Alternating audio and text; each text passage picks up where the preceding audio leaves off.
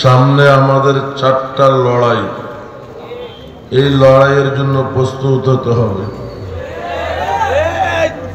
মৃত্যু আল্লাহর নির্ধারিত সময় আসবে, 1 সেকেন্ড আগেও না পরেও না। नतीजा जिंदगानी का है कुछ दुनिया में कर जाना, नतीजा जिंदगानी का है कुछ दुनिया में कर जाना, ख्याल मौत भेजा है वो जब आए तो मर जाना, ख्याल मौत भेजा है वो जब आए तो मर जाना। আল্লাহর দেওয়া জীবন কাজে লাগাতে হবে। মৃত্যুর চিন্তা করে লাভ নাই, মৃত্যু যখন আসবে মরতেই হবে। সবচেয়ে বড় মোবারক মৌত হলো শাহাদাতের মৌত। নবীরা, সাহাবারা, ওলিয়া উলিয়ারা, পিসাবরা সব কবরে, একমাত্র শহীদরা আছে জান্নাতে। কথা বলেন, শাহাদাতের মরণ মানে মরার সাথে সাথে জান্নাত। অন্য মরা কিয়ামতের বিচারের পরে জান্নাত। শাহাদাতের মৃত্যুর সে কোনো মূল্যবান মৃত্যু আর হয় না। তো শাহাদাতের তামান্না আমাদের আছে তো? কার কার আছে? আল্লাহ কবুল করে। 1 নম্বর, আমাদেরকে প্রস্তুতি নিতে হবে ভারতীয় আগ্রাসনের বিরুদ্ধে। তারা দেশ বড় হতে পারে, সৈন্য বেশি হতে পারে, অস্ত্র বেশি হতে পারে, ভয়ের কোনো কারণ নাই। তারা খায় গরুর মুত আর গু, আমরা খাই গরুর কলিজা আর গোশত। পারবে আমাদের সাথে? 16 বছরের এক যুবক পুরা ভারতের 80 ভাগ জয় করেছে। 16 বছরের যুবক। বলবো মুসলিম জাহানের খলিফা ওয়ালিদ ইবনে আব্দুল মালিক। তখন মুসলিম জাহান ছিল পৃথিবীর 3 ভাগের প্রায় 2 ভাগ। এত বিশাল মুসলিম জাহানের খলিফা ওয়ালিদ ইবনে আব্দুল মালিক। এই মুসলিম জাহানের প্রধান সেনাপতি 16 বছরের এক বালক। অল্প দিনে তার সুনাম চতুর্দিকে ছড়িয়ে পড়ছে। মক্কা মদিনার গভর্নর ছিল হজ্জাজ ইবনে ইউসুফ। খুব খেয়াল করবেন, হজ্জাজ ইবনে ইউসুফ খলিফার কাছে বার্তা পাঠালো, তোমার যেই সেনাপতির সুনাম চতুর্দিকে ছড়িয়ে পড়েছে তাকে আমার কাছে পাঠাও। খলিফা তার গুণাবলী উল্লেখ করে একটা চিঠি সহ সেনাপতিকে পাঠাইল। সেনাপতি হজ্জাজের দরবারে যখন চিঠিটা পেশ করলো, চিঠিটা পাঠ করে হজ্জাজ গর্জন দিয়ে বলল, চিঠিতে যার কথা লেখা আছে সে ডাইরেক্ট আমার কাছে না এসে তোমার মতো 8 মাসের বালককে কেন পাঠিয়েছে? 8 মাসের শিশুকে কেন পাঠিয়েছে? হজ্জাজ মনে করছে ইসলামী দুনিয়ার যে সেনাপ্রধান হবে সে জবরদস্ত কেউ হবে। সে বুঝি কোথাও বিশ্রামাগারে বিশ্রাম করছে আর এই বালককে দিয়া তার আগমনী বার্তা পাঠিয়েছে। এজন্য বলল, যে গাদাটার কথা লেখা আছে সে ডাইরেক্ট না আইসা তোমার মতো 8 মাসের শিশুকে কেন পাঠিয়েছে? এই বালক জবাব দিল, চিঠিতে যার কথা লেখা আছে সেই আমি, আর আমার বয়স 8 মাস নয় 16 বছর। হজ্জাজ বলা হয়েছে, তোমার সাথে খলিফার সম্পর্ক কি? কোন সম্পর্কের কারণে তোমাকে সেনা প্রধান বানালো? এই বালক জবাব দিল, আমার আর খলিফার সম্পর্ক হলো আমরা দুজনেই মুসলমান। তিনিও মুসলমান, আমিও মুসলমান। হজ্জাজ বলে, এছাড়া আর কি সম্পর্ক? এই বালক জবাব দিল, এর চেয়ে বড় আর কোন সম্পর্ক হয় না। মধ্যে একটা কথা বলি, আমার 2010 সালে একটা অডিও ভাইরাল হয়েছে। অডিও বুঝেন তো?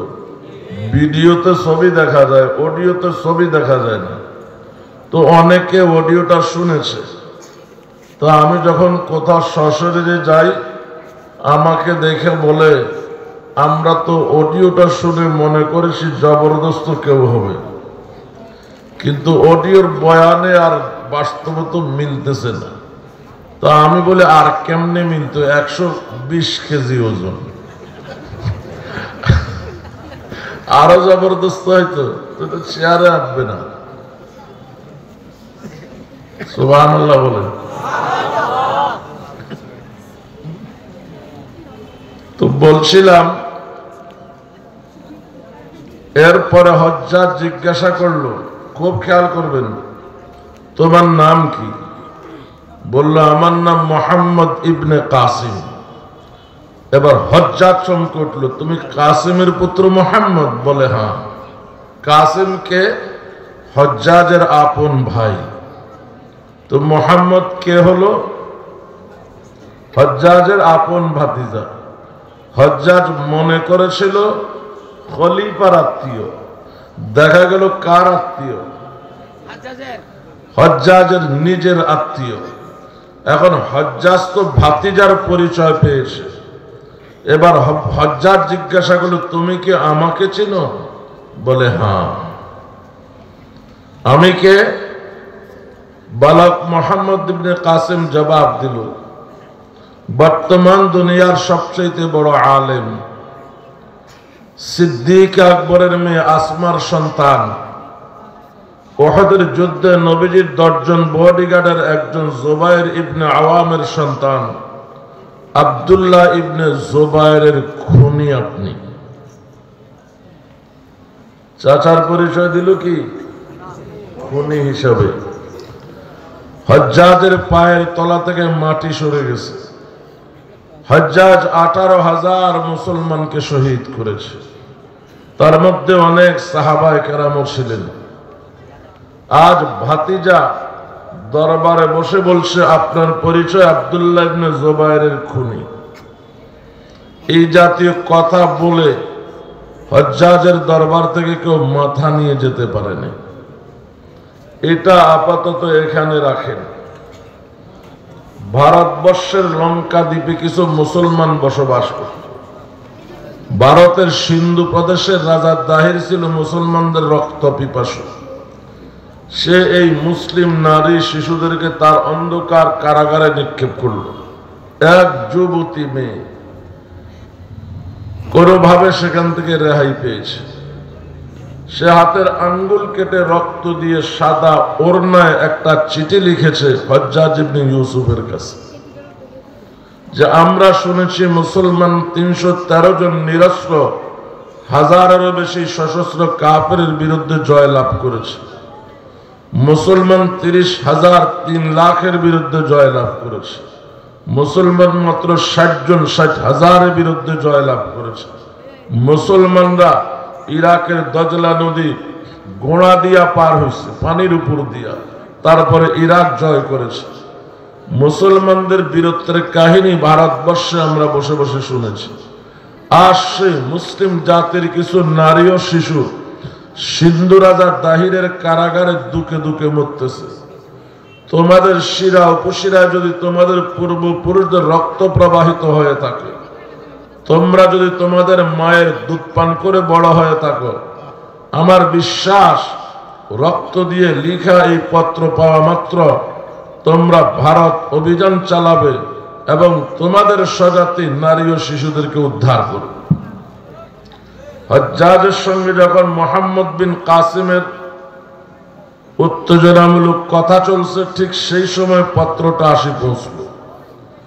মুসলিম দুনিয়াতে কোনো রিজার্ভ সৈন্য ছিল না যাদেরকে ভারতবর্ষে পাঠানো যায়। মোহাম্মদ ইবনে কাসিম বলল, দায়িত্বটা আমাকে দিন।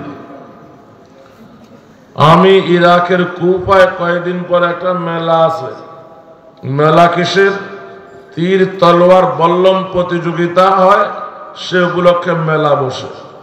ওই মেলা থেকে সৈন্য সংগ্রহ করব এবং তাদেরকে নিয়ে भारत अभियान चलाबो। खेलती थी कल तलब जो कौम शमशीरों के साथ, देखती है सीनुमा अब अपने हमशीरों के साथ। অতীতকালে যে মুসলিম যাদের তরবারে নিয়ে খেলত, আর সেই মুসলিম জাতি ভাই বোন বসে বন্ধু বান্ধব বসে সিনেমা দেখে। এটা ওই সময়ের কথা, আর এখন তো বাস দিন রাত এটা। বলুন, মুহাম্মদ ইবনে কাসিম এই অনুমতি নিয়ে ইরাকের কুফায় এসেছে।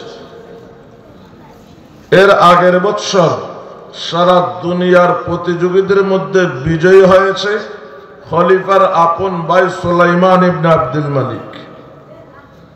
এবার সব প্রতিযোগী শেষ, ময়দানে বাকি আছে সুলাইমান। সুলাইমান ইবনে আব্দুল মালিকের পক্ষে ঘোষক ঘোষণা দিচ্ছে, সুলাইমানের সাথে লড়ার মতো কে আছো আসো। হঠাৎ দেখা গেল পাগড়ি পরা, সাধারণ পোশাক, চেহারা নেকাব দেওয়া অজানা অচেনা এক লোক এসেছে। কেউ তাকে চেনে না, শুধু খলিফা ছিল। খলিফা তাকে ডেকে কানে কানে বলল, সুলাইমানের বাজুর শক্তি সম্পর্কে তোমার ধারণা নাই, অন্তত একটা লোহার টুপি পরে নাও। তিনি জবাব দিলেন, আল্লাহর যদি ইচ্ছা থাকে এই অবস্থায় আমাকে বিজয় দেবে। এক পর্যায়ে সুলাইমান পরাজিত হলো, আর অজানা অচেনা এই লোক বিজয়ী হলো। নিয়ম আছে, যে বিজয়ী হয় তার নামে স্লোগান হয়। এখন যে বিজয়ী হলো তাকে জনগণ চিনেই না, স্লোগান দিবে কার নামে? জনগণ শুধু বলছে তুমি নেকাবটা সরা, আমরা তোমাকে একটু দেখি। তিনি লাফ দিয়া ঘোড়ার পিঠের উপরে দাঁড়ালেন, নেকাবটা সরালেন। দেখা গেল মুসলিম জাহানের সেনাপতি মুহাম্মদ ইবনে কাসিম। আকাশ বাতাস কাঁপিয়ে স্লোগান শুরু হলো। তিনি বললেন, স্লোগান বন্ধ করো, আমি তোমাদের স্লোগান নিতে আসি নাই। ভারতবর্ষ থেকে এক বোন একটা চিঠি লিখেছে, আমি সেটা পাঠ করে শোনাতে চাই। চিঠিটা যখন পাঠ করে শোনালো, সর্বপ্রথম 8 বছরের এক শিশু এসে বলে, জনাব আমার নামটা লেখেন, আর একটু অপেক্ষা করেন, আমি বাড়িতে যাব, মায়ের কাছ থেকে বিদায় নেব, আর তরবারিটি নিয়ে আসবো। সুবহানাল্লাহ বলেন। ভারতবর্ষ জয় করার জন্য সেনাবাহিনীতে প্রথম যে নাম লেখালো 8 বছরের একটা শিশু। আল্লাহ কাজ নিলে 8 বছরের শিশু দ্বারাও নিতে পারে। এভাবে 12,000 একটা তালিকা তৈরি হলো। এই 12,000 সৈন্য নিয়ে ইরাকের কুফা থেকে এসে ভারতবর্ষের 80% অঞ্চল জয় করেছে। এর মধ্যে খলিফা ওয়ালিদ ইবনে আব্দুল মালিক মারা যায়। খলিফা হয় সুলাইমান ইবনে আব্দুল মালিক। সে মুহাম্মদ ইবনে কাসিমকে ভারত অভিযান থেকে অপসারণ করে, তা না হলে পুরা ভারত তিনি জয় করতেন। আমি বলতে চাই, ভারতের 80% অঞ্চল যদি ইরাকের কুফা থেকে এসে 16 বছরে মুহাম্মদ ইবনে কাসিম জয় করতে পারে, আমরা 18 কোটি মুসলমান বাংলাদেশে আছি, আমরা 80 লক্ষ ছাত্র কওমি মাদ্রাসার আছি, আমাদের বন্ধু বান্ধব স্কুল কলেজ পড়ুয়ারা আছে। আমরা সবাই একজোট হয়ে যদি ভারতের বিরুদ্ধে রুখে দাঁড়াই, ভারতীয়রা পালাবার সুযোগ পাবে না। জিহাদের তামান্না নিয়ে আমাদেরকে প্রস্তুত থাকতে হবে। ভারতের দাসত্ব এই দেশে চলতে দেওয়া হবে না, হবে না। যারা ভারতের দাসত্বের জিঞ্জির আমাদের গলায় পরাবার চেষ্টা করবে, আমরা তাদের বিরুদ্ধে রুখে দাঁড়াবো। রাজি আছেন আপনারা? 2 নম্বর লড়াই আওয়ামী পেশিবাদের বিরুদ্ধে। বিগত 15-16 বছর যারা পুরো জাতির উপর জুলুম করেছে, জাতির অধিকার কেড়ে নিয়েছে, হাজারো মায়ের বুক খালি করেছে, হাজারো বোনকে বিধবা করেছে, লাখো শিশুকে এতিম করেছে, ওদেরকে আওয়ামী নামে এই দেশে দাঁড়াইতে দেওয়া হবে না, দাঁড়াইতে দেওয়া হবে না। আমার কথা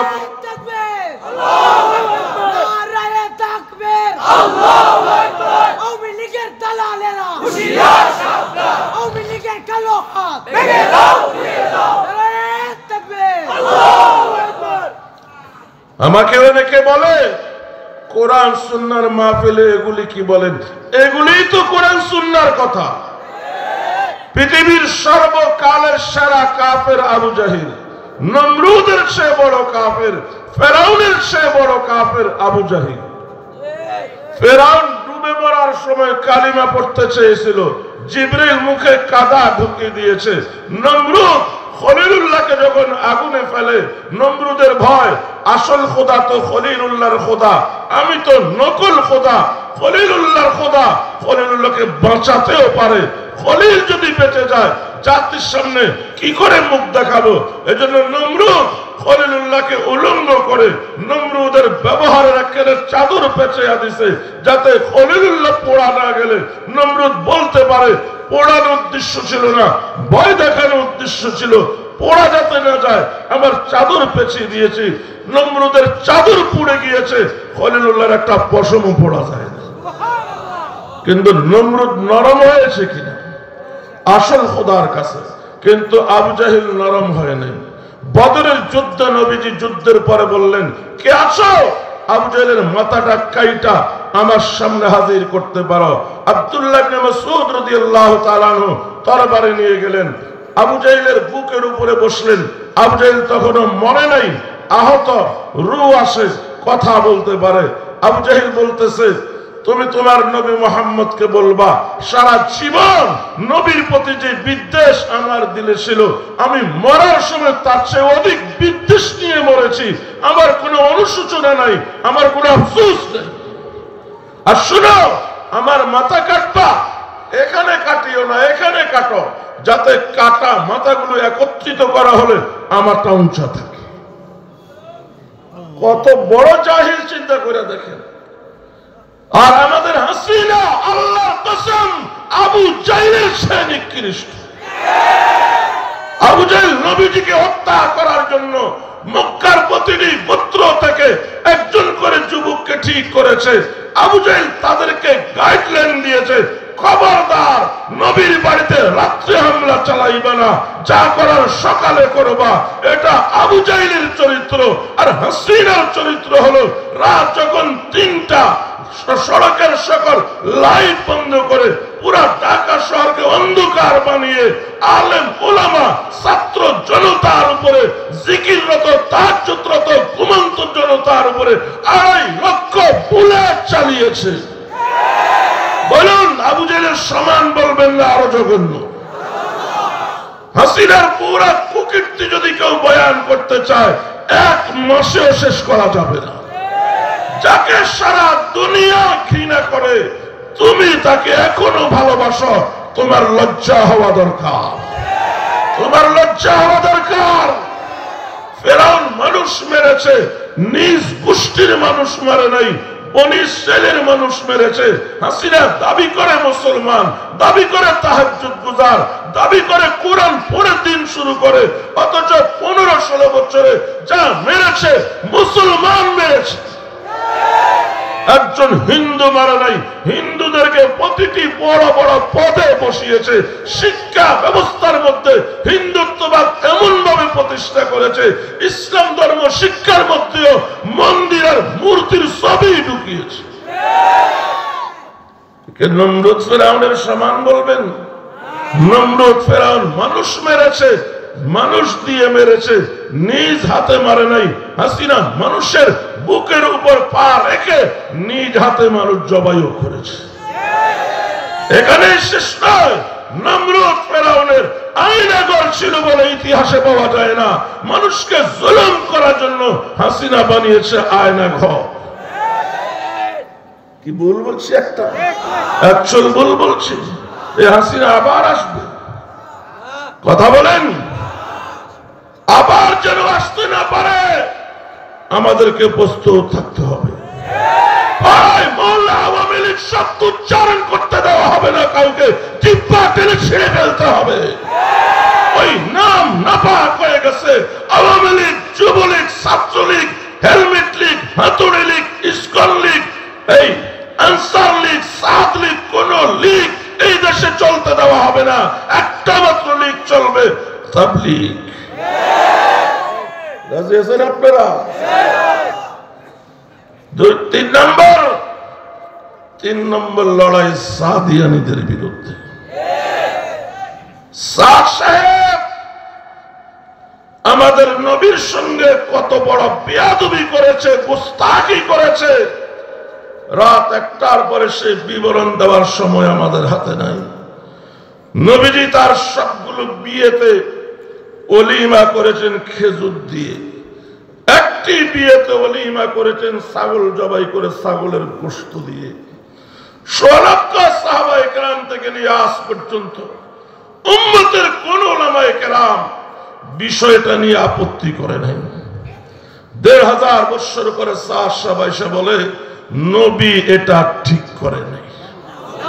আরো জোরে বলে নাউজুবিল্লাহ। নবীর কোন কাজ ঠিক কোন কাজ বেঠিক এটা মন্তব্য করা কোন মৌলবীর কোন অধিকার নাই। নবীর সঙ্গে স্বয়ং আল্লাহর সঙ্গে ডাইরেক্ট যোগাযোগ। নবীর আমল ঠিক বেঠিক আল্লাহ বলবে, উম্মতের অধিকার নাই বেঠিক বলা। এখানেও শেষ নয়। সাহেব বলে নবী এখানে অপচয় করেছে। খেজুর দিয়া ওলিমা করলে খরচ কম হতো, ছাগল দিয়া ওলিমা করার কারণে খরচ বেশি হয়েছে, অপচয় করেছে। কোরআনে আছে অপচয়কারী শয়তানের ভাই। তাহলে নবীজিকে সাহেব শয়তানের ভাইয়ের জায়গায় দাঁড় করান। উম্মতের উলামায়ে কেরামের মাথা খারাপ হয় নাই নবীর শানে এমন কথা শোনার পরে? উম্মতের কোন উলামায়ে কেরামের পক্ষে সম্ভব নয় সহ্য করা। উম্মতের উলামায়ে কেরাম চেষ্টা করেছে সাহাবকে সংশোধন করার জন্য। সংশোধন যখন হয় না, এরপরে উম্মতের উলামায়ে কেরাম সিদ্ধান্ত নিয়েছে সাহাবকে আর মানা যাবে না।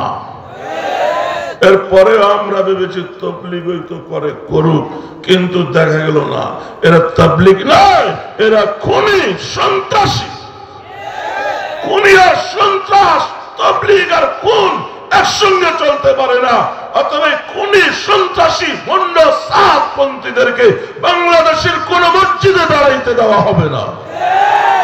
পাড়ায় মহল্লায় আলেম ওলামা ছাত্র জনতা মিলে প্রতিরোধ কমিটি গঠন করে মসজিদ কমিটির সঙ্গে আলোচনা করে নোটিশ লাগিয়ে দিতে হবে যে সাদিয়ানি নিষিদ্ধ। পারবেন? কে কে পারবেন হাত দেখা?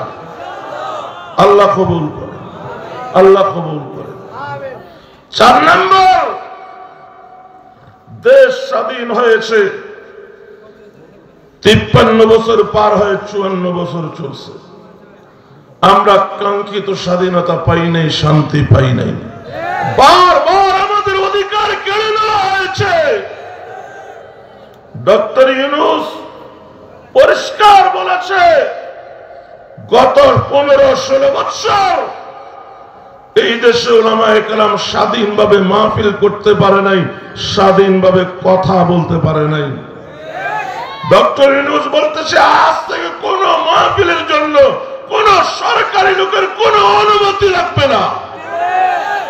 যার যখন যেখানে মনে চায় মাহফিল করবে। এরপরেও মাহফিলে অনুমতি দিতে কারো কারো গায়ে লাগে। কথা বলেন? কোরআন সুন্নাহর কথা চেয়ে যখন যেখানে চায় বলার স্বাধীনতা রাখে, বাধা দেওয়ার নিষেধ করার অধিকার পৃথিবীর কারো ছিল না, নাই, হবে না। যেসব কালো হাত কোরআন সুন্নাহর মাহফিলে বাধা দিতে চায়, আমরা ওইসব কালো হাত ভেঙে চুরমার করে দেব। কে কে রাজি আছেন হাত দেখা? শাইখুল হিন্দের সন্তানেরা জেগেছে। আমাদেরকে এমন ভাবে কাজ করতে হবে ইউনূস সরকারের পরে যেন ইসলামী সরকার আসে। কথা বলেন? পাড়ায় মহল্লায় সব জায়গায় একই আওয়াজ, আমরা ভবিষ্যতে ইসলামী সরকার চাই। আমরা সবাইকে দেখা শেষ, এবার আমরা ইসলাম দেখতে চাই। পারবেন? পারবেন? ইসলাম কিভাবে রাষ্ট্র ক্ষমতায় আসবে সেটা উলামায়ে কেরাম সিদ্ধান্ত নেবেন।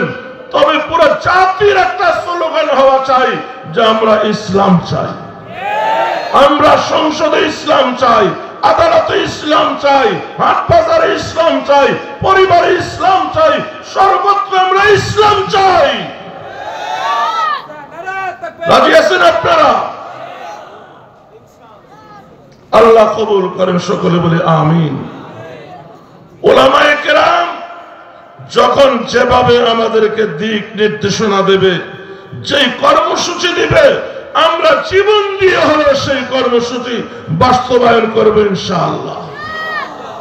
আমি আগে বলেছি 4টা কথা বলবো, সংক্ষেপে বললাম। আরেক বীর মুজাহিদ, আমরা জেলে গেলেও জন্য, বাইরে থাকলেও জন্য, সাখাওয়াত হোসেন রাজি মুফতি আমিনী সাহেবের জামুতা, প্রথমবার জেলে গিয়েছেন 4 মাস, 4 মাসে হাফেজ হইয়া বাইরে। জেলে না গেলে হয়তো হাফেজ হওয়াটা হইতো না। তাহলে জেল ওনার জন্য মোবারক। কথা বলেন। শেখুল আরব ওয়াল আজম আওলাদ রাসূল সৈয়দ হোসেন আহমদ মাদানী রহমতুল্লাহ আলাইহি, তিনি শেখুল হিন্দের সঙ্গে জেলে গিয়েছেন, রমজানের 1 মাসে হাফেজ হয়ে গেছেন।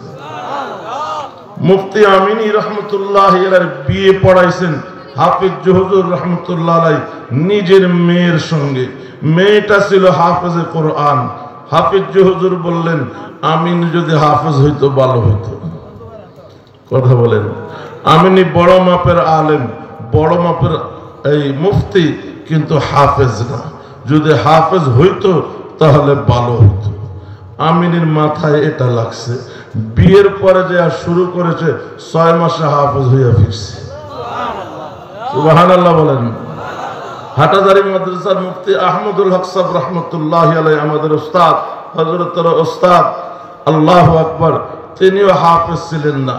দেওবন্দে যখন শুনেছেন মদনী রহমতুল্লাহ আলাইহি হাফেজ হয়েছেন 1 মাসে, তিনিও চেষ্টা করে হাফেজ হয়ে গেছেন 6 মাস।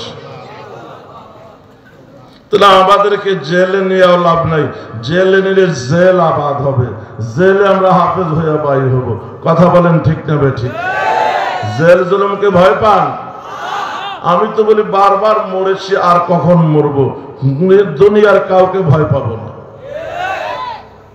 আমাদের তেজগাঁওতে 2টা থানা আছে, একটা তেজগাঁও থানা, একটা তেজগাঁও শিল্পাঞ্চল থানা। আর তেজগাঁও আসনটা হলো স্বরাষ্ট্রমন্ত্রীর আসন। বুঝতে পারছেন তো? তেজগাঁও যতগুলো মাদ্রাসা আছে সব ছিল স্বরাষ্ট্রমন্ত্রীর দাস, যা জি হুজুর করত।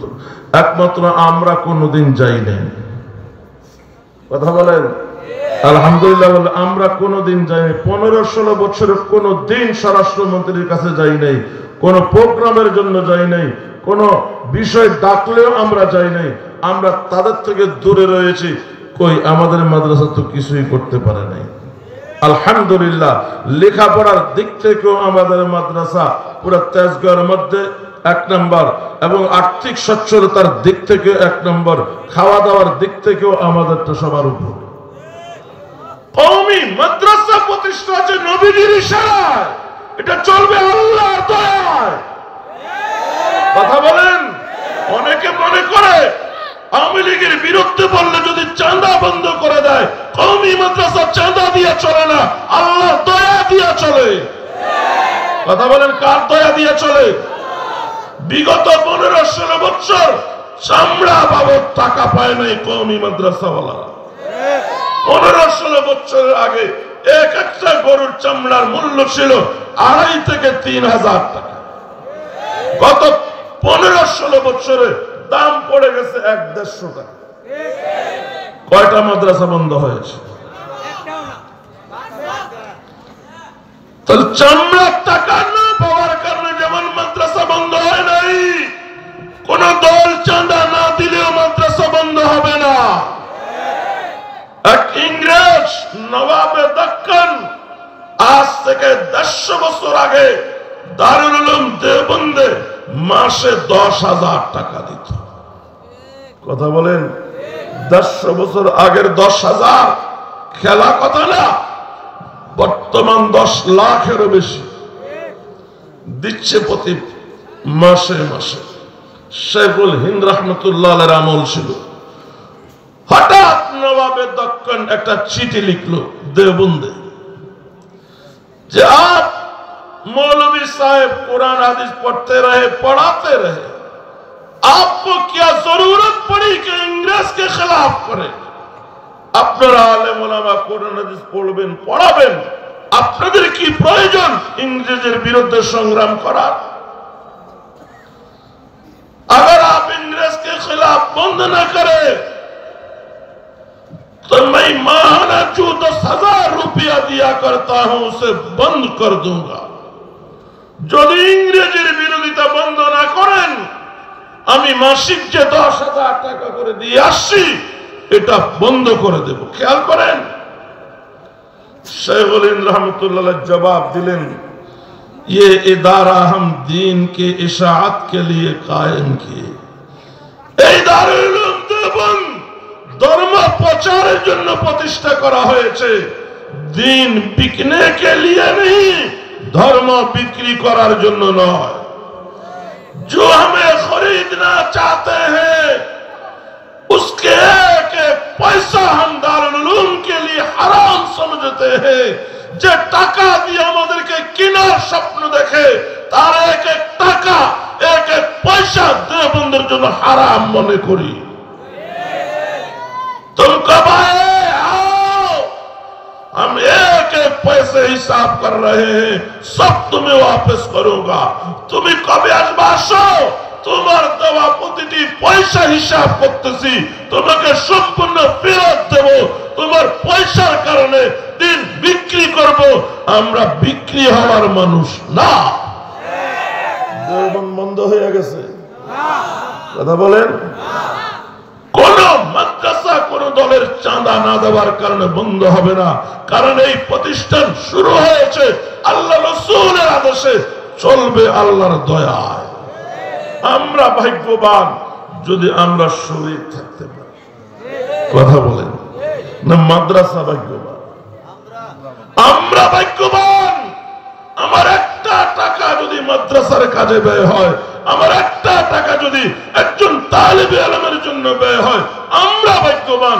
আল্লাহর দ্বীন আল্লাহ রাখবেই, কিভাবে রাখবেন তিনি ভালো জানেন। রাশিয়া মহাদেশ সমাজতন্ত্রবাদীরা দখল করেছে।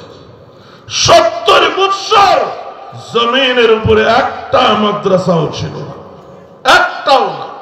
শুধু মাদ্রাসা নয়, আরবি লেখা কাগজের একটা টুকরো যদি কারো কাছে পাওয়া যেত, তাকে যাবজ্জীবন জেল দেওয়া হতো বা মৃত্যুদণ্ড দেওয়া হতো। এইরকম বিভীষিকাময় অবস্থা ছিল রাশিয়া মহাদেশে। 70 বছর পরে যখন সমাজতন্ত্রের পতন হলো, কমিউনিজমের মরণ হলো, আলেম শূন্য হওয়ার কথা, হাফেজ শূন্য হওয়ার কথা, দেখা গেল লক্ষ লক্ষ আলেম, লক্ষ লক্ষ হাফেজে কোরআন। সৌদি আরব থেকে একটা ফ্লাইট এসেছে, 12,000 কোরআনের কপি নিয়ে। কয়টা? এয়ারপোর্টের লোক জড়ো হয়েছে 12 লাখেরও বেশি। কাকে দিবে, কাকে মাহরুম করবে? মুসলমানেরা বলে আমরা কোরআন নিতে আসি নাই,